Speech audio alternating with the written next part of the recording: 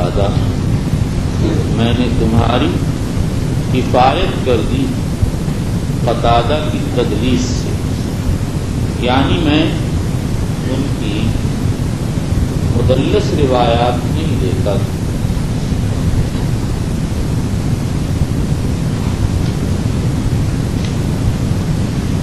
وجد حلاوت الایمان، اس سے حلاوت حسی مراد یا معنوی دونوں احتمال۔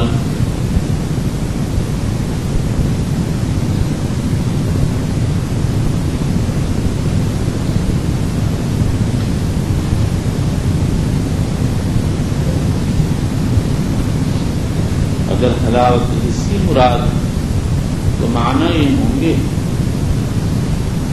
کہ انسان کو واقعتاً مٹھاس محسوس ہوگی، لیکن یہ بہت نادر چیز ہے۔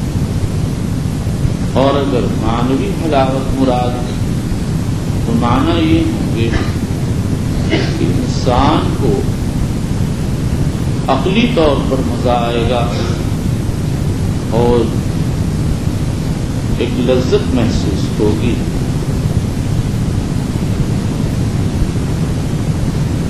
من یکرہ ان یعود فی الکفر بعد اذ انقذہ اللہ، انقاذ کی ایک صورت تو ظاہر ہے، آدمی پہلے خدا نخواستہ کافر بعد مسلمان ہوئے، اور ایک دوسری صورت یہ ہے کہ آدمی ہمیشہ ہی سے مسلمان۔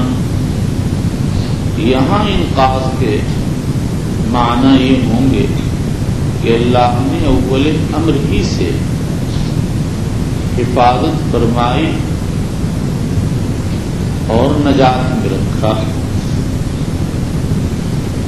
وبالاسناد المتصل منا الى امیر المؤمنین فی حدیث رسول اللہ صلی اللہ علیہ وسلم ابی عبداللہ محمد بن اسماعیل البخاری رضی اللہ عنہ وارضا نفعنا بعلومه وعشرنا في زمرته قال باب تفاضل اہل الایمان فی الاعمال۔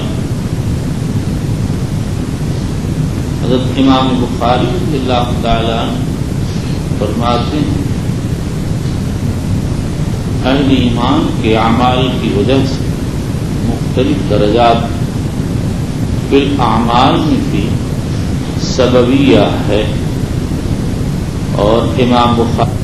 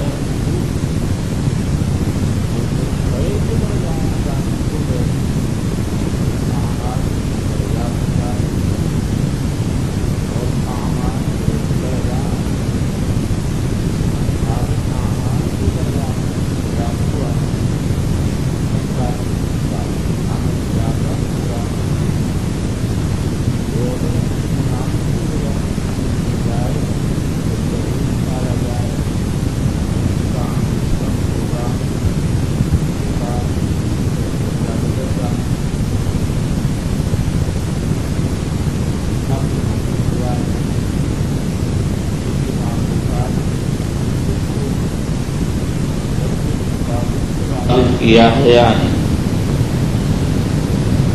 ایمان کے مختلف درجات اہل ایمان کے اعمال کی وجہ سے مختلف درجات،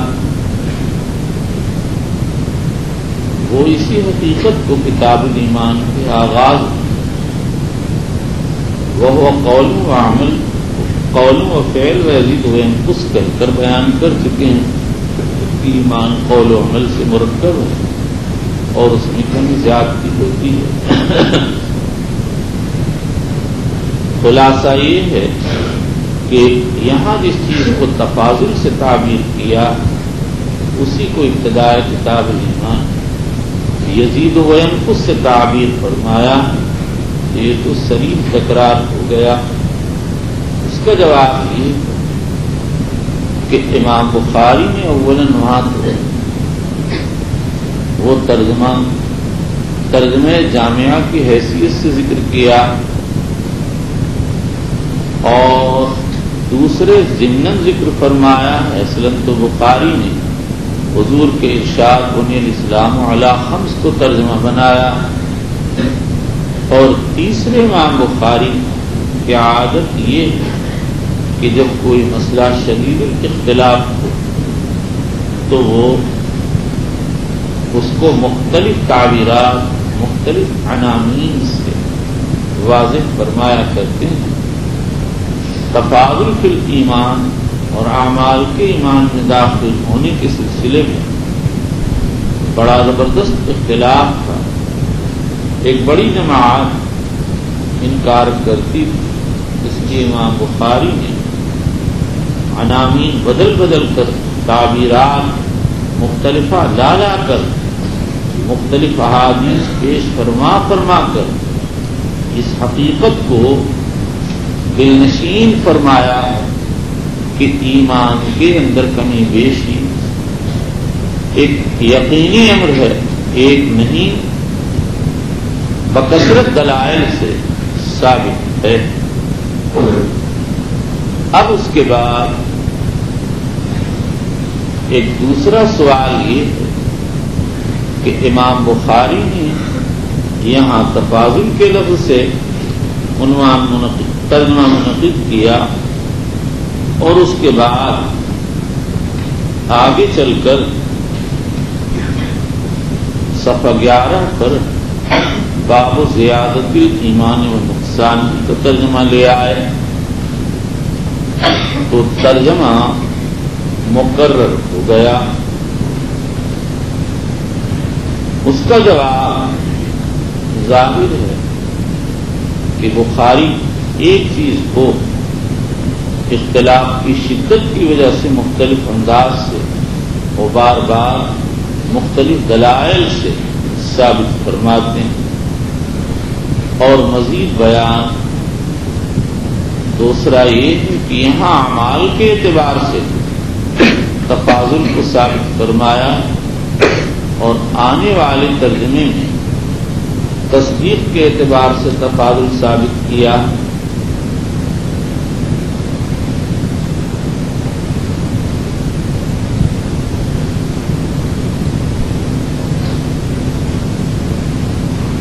وبالاسناد المتصل منا الى امير المؤمنين في حديث رسول الله صلى الله تعالى عليه وسلم ابي عبد الله محمد بن اسماعيل البخاري رضي الله عنه وارضاه واجزل ثوابه ووفاقه في زمرة ونفعنا بعلومه قال حدثنا اسماعيل قال مالك بن محمد بن يحيى المازني نبي عن ابي سعيد بن الخدري رضي الله عنه النبي صلى الله تعالى عليه وسلم قال يدخل اهل الجنة الجنة واهل النار النار ثم يقول الله اخرجوا من كان في قلبه قال حدثنا خضر بن ايمان فيخرجون منها قد اسودوا فيبقون في نار الحياة شكمال فينبتون كما تنبت الحبة في جانب السيل ألم ترى أنها تخرج صفراء ملتبية قال وهيب حدثنا عمرو الحياة وقال خردل من خير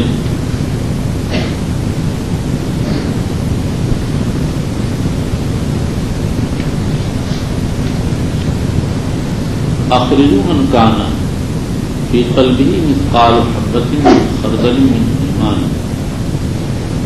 یہاں پر سوال یہ روایت ترجمۃ الباب کے مطابق نہیں، اس لیے کہ دعویٰ تو یہ ہے کہ اہل ایمان اعمال کی وجہ سے مختلف درجات رکھتے ہیں، اور حدیث سے اعمال کے درجات کا ثبوت نہیں ہوتا، نفس ایمان کے درجات ثابت ہوتے ہیں۔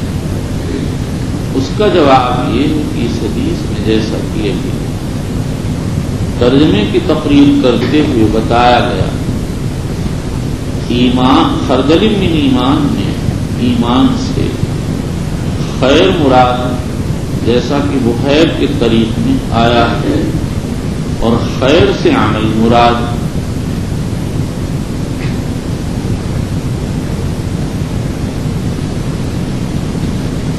اب یہاں پر ایک دوسرا سوال وہ یہ کہ اس مضمون کی دو روایت، ایک ابو سعید خدری کی یہ روایت اور دوسری ابن عمر رضی اللہ تعالی عنہ کی روایت، انس رضی اللہ عنہ کی روایت جو صفحہ 11 پر باب زیادت الایمان ثانی میں آ رہی، دونوں کا مضمون ایک ہے۔ تو امام بخاری رضی اللہ تعالی عنہ نے ابو سعید کی ہے ایک جگہ تفاضل اہل ایمان کا ترجمہ، اور دوسری جگہ تفاضل زیادت الایمان و نقصانوں کا ترجمہ کیوں منعقد کیا؟ اس کا جواب یہ ہے کہ حدیث سے جو درجات معلوم ہوتے ہیں، کہیں خردل من ایمان ہے اور کہیں ذرۃ ہے، اس میں دو احتمال ہو سکتا ہے کہ یہ ایمان کے درجات اور ہو سکتا ہے اعمال کے درجات۔ امام بخاری رضی اللہ تعالی عنہ نے دونوں احتمالوں پر تراجم منعقد کر دیے۔ یہاں احتمال عمل کو سامنے رکھا اور آئندہ احتمال زیادت ایمان کو سامنے رکھا، اور حضرت انس کی روایت تفاوت فی الموضوعات کا ذکر تھا، اس لیے اس پر تو زیادت ایمان اور نقصانوں کا ترجمہ منعقد کر دیا، اور ابو سعید خدری کی روایت میں موضوعات کے تفاوت کا ذکر نہیں تھا، اس لیے اس پر تفاضل اہل الایمان فی الاعمال کا ترجمہ منعقد کر دیا۔ یہ جواب حافظ ابن حجر اسقلانی نے دیا۔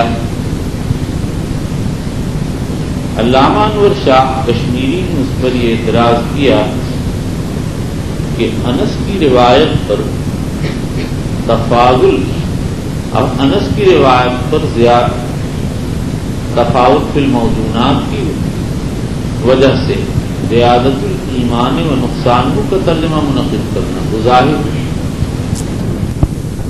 سعید کی روایت میں تفاضل کے غیر مذکور ہونے سے تفاوت موضوعات کے غیر مذکور ہونے سے تفاضل فی الاعمال کا ترجمہ منعقد کرنا غیر ظاہر۔ اصل بات یہ ہے کہ امام بخاری رضی اللہ تعالی عنہ کے سامنے ابو سعید کی وہ مفصل روایت جو بخاری کتاب التوحید میں اور مسلم کتاب الایمان میں موجود ہے، اس میں تفاوت فی الموضوعات کا ذکر ہے، اس میں تفاوت فی الاعمال کا تذکرہ۔ جب جہنمی جہنم میں چلے جائیں گے تو ان کے متعلق سفارش جنتی سفارش کریں گے اور یہ کہیں گے ہؤلاء کانوا یصلون معنا ویصومون معنا ویعملون معنا۔ اس پر یہ ارشاد ہوگا اخرجوا من کان فی قلبہ کذا ومن کان فی قلبہ کذا، تو امام بخاری رضی اللہ تعالیٰ عنہ نے ابو سعید کی روایت پر تفاضل فی الاعمال کا ترجمہ ان کی روایت مفصلہ کو سامنے رکھ کر منعقد فرمایا ہے۔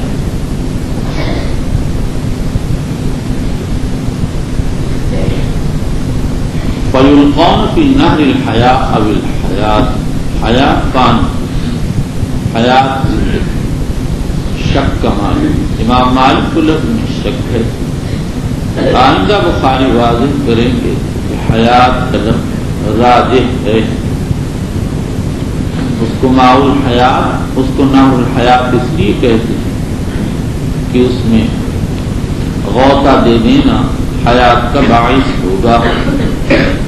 فَيَنْبُتُونَ كَمَا تَنْبُتُ الْحِبَّةُ فِي جَانِبِ السَّيْلِ ایسے اگیں گے جیسے سیلاب کے کنارے بذور صحرا اگ جاتے ہیں۔ حبہ بذور صحرا الم تر انہا تخرج صفراء ملتویہ دیکھتے نہیں وہ ابتداءً برآمد ہوتا ہے تو زرد ہوتا ہے نواب قالب وہیب حدثنا عمرو الحیاء وہیب کہتے ہیں عمرو نے یہی روایت وہیب کہتے ہیں مازنی نے یہی روایت نقل کی ہے اور خردر من خیر کہا۔ وہیب کی روایت ابو عوانہ نے تخریج فرمائی ہے، وہ بھی قال حدثنا محمد بن عبید اللہ قال حدثنا ابراہیم سعد عن سالم عن ابن شهاب عن ابي امامة بن سالم بن حنيف انه سمع ابا سعيد الخدري رضي الله عنه يقول قال رسول الله صلى الله عليه وسلم بين نائم لا الناس يعرضون عليه وعليهم قمص منها ما يبغض منها ما يبغض ذلك وعرض عليه عمر الخطاب عليه قميص يجره قالوا فما هو كذلك يا رسول الله قال الدين اعمال کو قمیص کی شکل میں دکھایا گیا۔ دین سے مراد اعمال، حضور نے اعمال پر دین کا اطلاق کیا، اس سے معلوم ہوا اعمال کی وجہ سے اہل ایمان کے درجات مختلف ہیں۔ یہ بالکل بڑی چیز ہے کہ جس کی قمیص چھوٹی ہے اس کا درجہ اس سے کم ہے جس کی قمیص بڑی ہے۔ وبالاسناد المصنف رضی اللہ عنہ امیر المؤمنین فی حدیث رسول اللہ صلی اللہ علیہ وسلم قال باب الحیاء من الایمان، حیا ایمان کا ایک شعبہ۔ راغب اصفہانی فرماتے ہیں حیا کی حقیقت ہے انقباض النفس من القبیح، اور یہ جوہر دو چیزوں سے مرکب عفت اور جبن، یعنی پارسائی اور بزدلی۔ جو شخص بھی باحیا ہوتا اس میں پارسائی بھی ہوتی ہے اور غرض نہیں ہوتی، اسی لیے کہتے ہیں شجاع آدمی باحیا کم ہوتا، لیکن انبیاء اور اولیاء مستثنا ان میں اعلیٰ درجے کی شجاعت بھی ہوتی ہے حسب درجات، اور ساتھ ہی وہ اعلیٰ درجے کے باحیا بھی ہوتے ہیں۔ پھر اس کے بعد قبیح کی تین قسمیں، قبیح عقلی، قبیح شرعی، اس سے اجتناب کرنا حسب درجات، فرض یا مستحب ہے۔ اگر وہ قبیح حرام ہے یا مکروہ تحریمی ہے تو اس سے حیا کرنا فرض یا واجب ہے، اور اگر اس کی قباحت خلاف اولا کی ہے تو اس سے حیا کرنا مستحب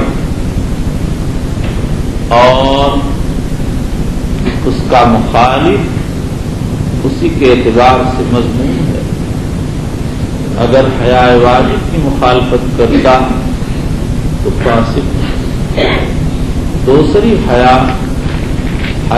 عقلی، حیا عقلی کی مخالفت کرنے والا مجنون کہلاتا ہے، اور تیسری حیا عرفی ہے۔ کوئی چیز عرف میں شرم کی سمجھی جاتی ہے تو اس کی مخالفت کرنے والا ابلہ اور بے وقوف کہلاتا ہے۔ جیسے بازار میں چلتے ہوئے بے ضرورت دائیں بائیں نظر ڈالنا، یہ عرفاً ناپسندیدہ ہے، خلاف حیا، اور اس کے مرتکب کو لوگ بے وقوف کہتے ہیں۔ اس کے بعد یہاں پر سوال یہ سمجھیے کہ یہاں پر سوال یہ کہ حیا تو ایک فطری جوہر ہے جو انسان میں ودیعت کیا ہوا، پھر وہ ایمان کیسے ہو سکتا؟ ایمان تو امور کسبیہ مطلوبہ میں سے ہے۔ اس کے جوابات پہلے آ چکے ہیں اور حاصل اس کا 3 جوابات یا 4۔ نمبر 1، وہ حیا عمل طبعی ہے لیکن اس کے مقتضا پر عمل کرنا امر اختیاری۔ نمبر 2، حیا کی 2 قسمیں، حیا طبعی، حیا کسبی۔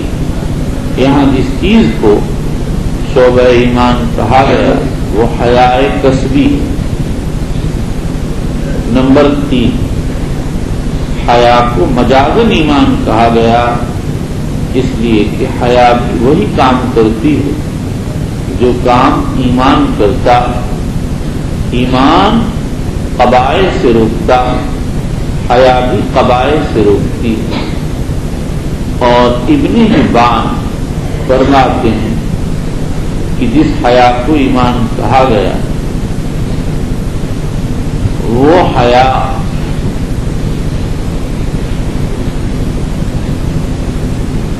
معاصی سے اجتناب ہے۔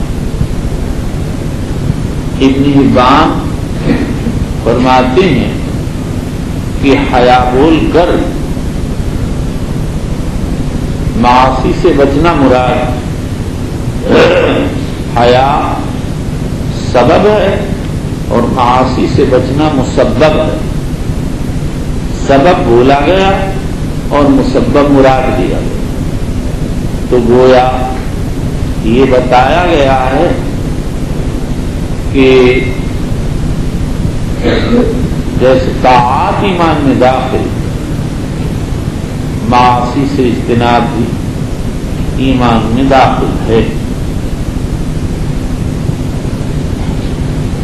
وبالاسناد المصنف رضی اللہ عنہ امیر المؤمنین فی حدیث رسول اللہ صلی اللہ علیہ وسلم قال حدثنا عبد الله بن يوسف قال قال مالك بن انس عن ابن شهاب بن سالم بن عبد الله عن ابيه ان رسول الله صلى الله تعالى عليه وسلم مر على رجل من الانصار وهو يعد اخاه في الحياء قال رسول الله صلى الله عليه وسلم دعه فان الحياء من الايمان مر على رجل من الانصار وهو يعد اخاه۔ حافظ ابن حجر نے لکھا ان دونوں آدمیوں کا نام معلوم نہیں ہو سکا۔ ایک یاد دلانا کیا میں اور بات کہوں گا۔ حضور صلی اللہ علیہ وسلم نے فرمایا، یہاں ہے وہ یعید اخاہ، اور آئندہ کتاب الادب میں یہ حدیث آئے وہاں پر وارد ہوا وہ یعاتب اخاہ، عتاب کر رہا تھا۔ کتاب کہتے ہیں ملامت کرنے کو. ممکن ہے احد اللفظین تعبیر بالمعنی ہو اور ممکن ہے کہ اس نے وعظ و عتاب دونوں کو جمع کیا، نصیحت بھی کی ہو اور عتاب بھی کیا. فقال رسول اللہ صلی اللہ علیہ وسلم دع چھوڑ فإن الحیاء من الایمان، حیا ایمان میں سے ہے. آدمی حیا کی وجہ سے دوسرے کا حق دے دیتا، ادائے حقوق ایمان ہونا ظاہر، اور بعض وقت آدمی اپنا حق چھوڑ دیتا. یہ اخلاقی عمل اور اخلاق حسنہ پر عمل معمور و مطلوب ہے. اس لیے بھی حیا ایمان کا شعبہ. اس سے یہ بات نکلتی ہے اس تقریر سے کہ جو حیا شریعت میں مطلوب ہے اس حیا میں کبھی امر سے بچتا اور دوسرے کا حق ادا کرتا. اسی لیے حافظ ابن صلاح رحمۃ اللہ علیہ حیا شرعی کی تفسیر کرتے ہیں خلق یبعث علی ترک القبیح ویمنع من التقصیر فی حق بالحق.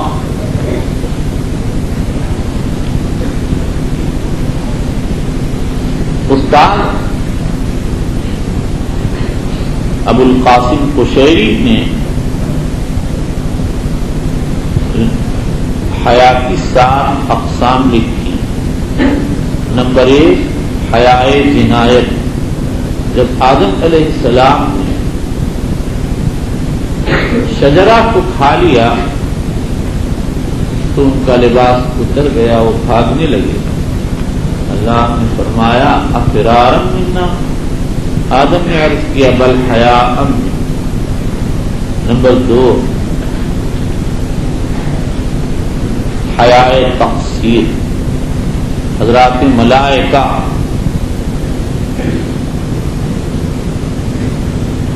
یہ حیا حضرات ملائکہ کی حیا. نمبر 3 حیاء اجلال. یہ حضرت اسرافیل کی حیا ہے، اللہ کی عظمت کی وجہ سے وہ اپنے پروں کو لٹکائے ہوئے. نمبر 4 حیاء الکرم.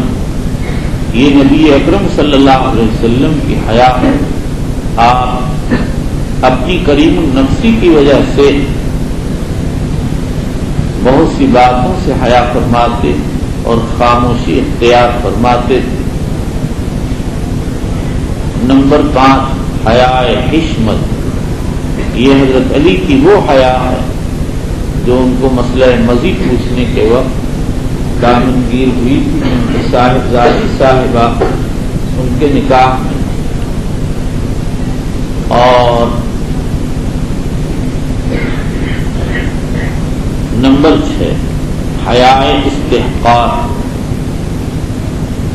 حضرت موسیٰ علیہ السلام نے ایک مرتبہ اللہ کی جناب میں عرض کیا کہ اے اللہ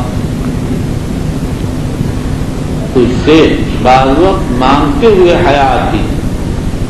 تو اللہ نے فرمایا سل حتی ملحا دینی والا خشاتی. آٹے کا نمک مانگ اور بکری کا چارہ مانگ. لفظ ملحا عجینک سے سمجھ میں آتا کہ موسیٰ علیہ السلام کبھی آٹے میں نمک ڈال کر کھا لیتے، یعنی روٹی پکا لیتے. غور کیجیے یہ انبیاء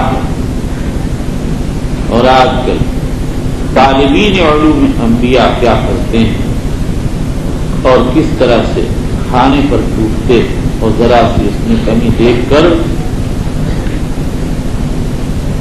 شور کرتے ہیں. اور ساتویں حیا انعام، یہ اللہ رب العالمین کی حیا ہے، کرم بھی فرماتے ہیں اور پھر حیا بھی فرماتے ہیں۔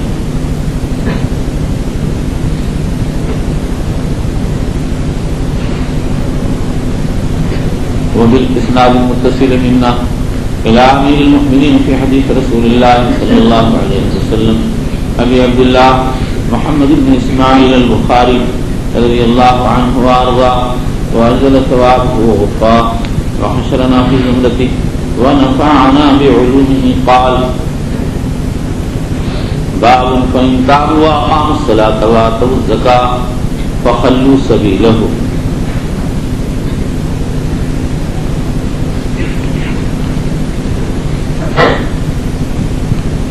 امام بخاری رضی اللہ تعالی عنہ نے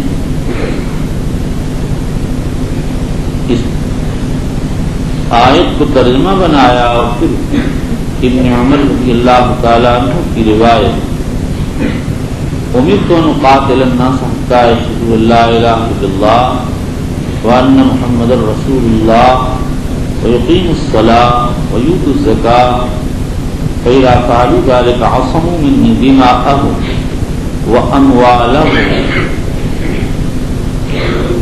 إلا بحق الإسلام ذکر کی ہے۔ آیت و روایت میں مناسبت یہ ہے کہ آیت میں کہ روایت میں جس حقیقت کو شہادت لا الہ الا اللہ سے ذکر کیا گیا اسی کو آیت میں توبہ سے ذکر کیا گیا، کیونکہ آیت میں توبہ عن الشرک مراد ہے۔ نیز جس حقیقت کو آیت میں تخلیۃ السبیل سے تعبیر کیا گیا اسی کو روایت میں عصمت دماء و اموال سے تعبیر کیا گیا ہے۔ تو آیت و روایت اس بات پر متفق کہ کسی شخص سے تعرض اسی وقت منتفی ہوگا جب اس میں ایمان، صلاۃ اور زکوٰۃ کی ادائیگی موجود ہو۔ لہذا مرجئہ کا یہ کہنا کہ ایمان قول بلا عمل غلط ہے، بلکہ الایمان قول و عمل۔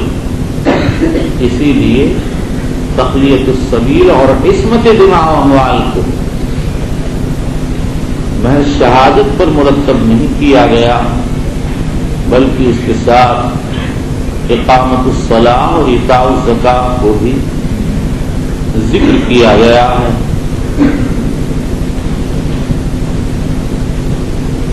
وبالاسناد المتصل منا الى امیر المؤمنین فی حدیث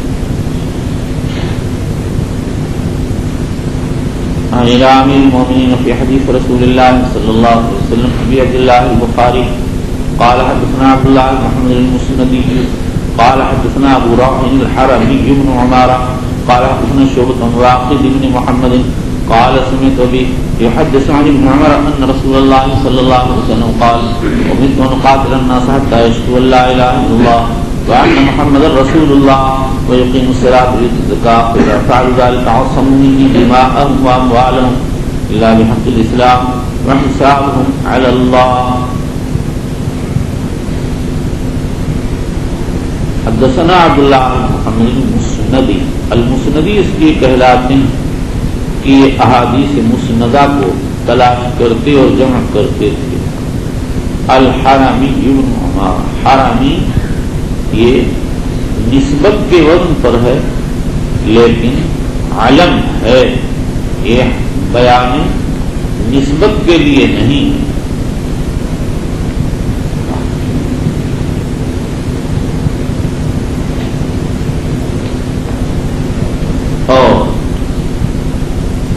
بعض لوگوں نے یہ سمجھ لیا کہ یہ نسبت الحرم کے لیے اور کہہ دیا ان کا نام ثابت ہے، اصل میں دھوکہ لگ گیا، کسی نے ان کا حال لکھا تو لکھ دیا الحرمی بن عمارة بن ابی حفصة واسمہ نابغ، واسمہ کی ضمیر ابو حفصہ کی طرف آئے تھی، لیکن دیکھنے والے نے یہ سمجھ لیا کہ حرمی کی طرف آئے تھے، اور مزید غلطی یہ ہوئی کہ نابغ بن نون میں تحریف کر کے اس کو ثابت بالتاء مثلثہ پڑھ لیا۔ ان واقد بن محمد، یہ ابن عمر کی اولاد میں سلسلہ نسب ہے، واقد بن محمد بن زید ابن عبداللہ ابن عمر، روایت کرتے ہیں اپنے والد محمد ابن زید سے، اور وہ روایت کرتے ہیں اپنے دادا عبداللہ ابن عمر رضی اللہ عنہ سے۔ امرت ان اقاتل الناس حتی یشہدوا ان لا الہ الا اللہ، مجھ کو یہ حکم دیا گیا کہ میں لوگوں سے قتال کروں یہاں تک کہ وہ توحید و رسالت کی شہادتیں، نماز قائم کریں، زکوٰۃ ادا کریں۔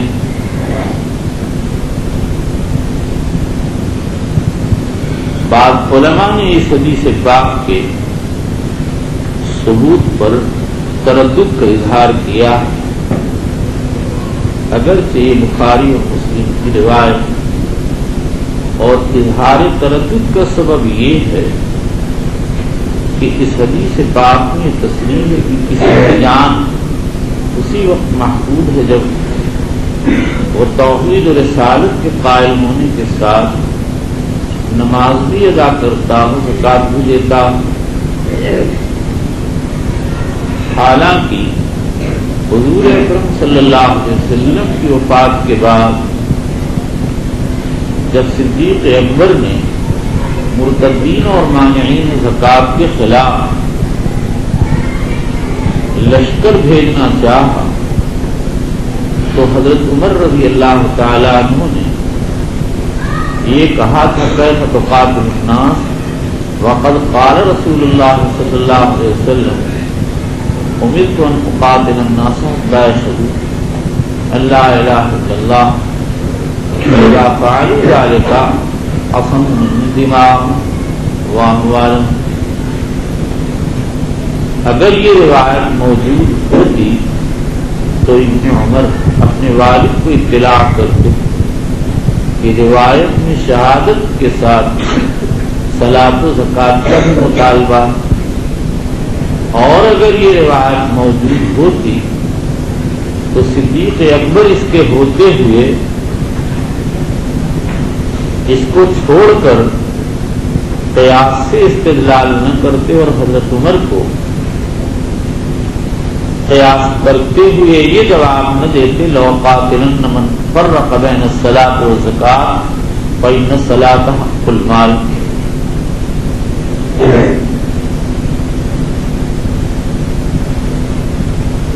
حافظ ابن حجر اسقلانی نے اس کا جواب یہ دیا ہے، ہو سکتا ہے کہ مناظرے کے وقت حضرت عمر موجود ہوں، اور اگر موجود ہوں تو ان کو اس وقت روایت مستحضر نہ رہی، اور یہ بھی کہہ سکتے ہیں اگر استحضار ہو تو بڑوں کے سامنے بولنے کی ہمت نہ کی ہو، اور ممکن ہے بعد میں روایت بیان کر دی ہو۔ ہمارے شیخ رحمۃ اللہ علیہ فرماتے اس تقریر کی کوئی ضرورت ہے ہی نہیں، شیخین کا مناظرہ جاہلین فرضیت میں نہیں تھا، منکرین عجائل امام میں تھا۔ اس کا مطلب یہ ہے کہ صدیق اکبر کے ابتدائی دور خلافت میں جنہوں نے زکوٰۃ کو روکا وہ دو قسم کے تھے، بعض تو اس کی فرضیت کے منکر تھے. یہ تو سب کے نزدیک کافر تھے. جو آدمی فرائض اسلام میں سے کسی فرض میں انکار کر دے وہ کافر ہو جائے گا. اور دوسرے وہ لوگ تھے جو فرضیت کے قائل تھے لیکن اداء الامام کا انکار کرتے تھے. قاضی عیاض اور علامہ قبی نے ان دونوں فریقوں کی تصریح کی ہے. تو شیخین کا مناظرہ فریق اول میں نہیں تھا جو زکوٰۃ کے منکر تھے، فریق ثانی میں تھا جو زکوٰۃ کی فرضیت کے تو مقر تھے لیکن اداء الامام کو ضروری نہیں سمجھتے. تعلق رکھتا ہے تو وہاں اس حدیث کے پیش کرنے کی ضرورت تھی کیا تھی؟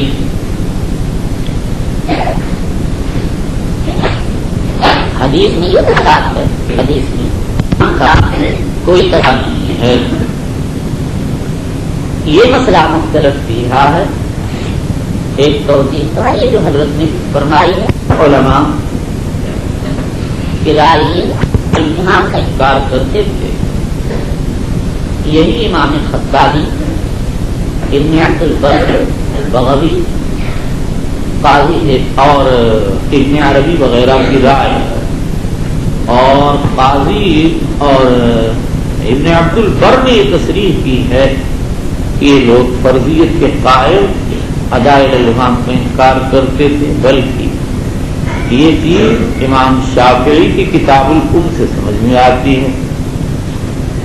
اور اشکال مذکور کا جواب یہ ہے کہ اصل میں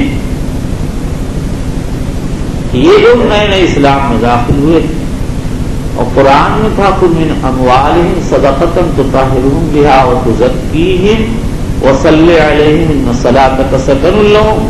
تو وہ یہ سمجھ بیٹھے کہ یہ حکم حضور صلی اللہ علیہ وسلم کے ساتھ خاص ہے، اس لیے انہوں نے اداء الامام سے انکار کر دیا. آج اگر کوئی انکار کرتا تو معذور نہیں قرار پائے گا. فرائض اسلام مشہور ہو چکے ہیں. البتہ اگر کوئی ایسے کونے میں رہتا ہے جہاں احکام اسلام کا پتہ اس کو نہیں ہے تو ایسے شخص کو بولیں فرائض بتائے جائیں گے، دلائل سمجھائے جائیں گے. اگر بعد میں بھی نہیں مانتا ہے تو پھر اس کو مرتد قرار دیا جائے گا.